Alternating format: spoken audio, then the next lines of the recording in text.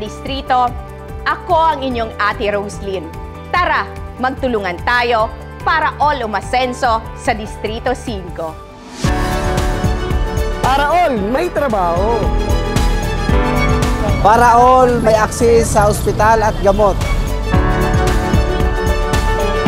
Para all may edukasyon. Para all may pagkain. Para all maganda kinabukasan. Para all may safe space. Para all hindi binabaha.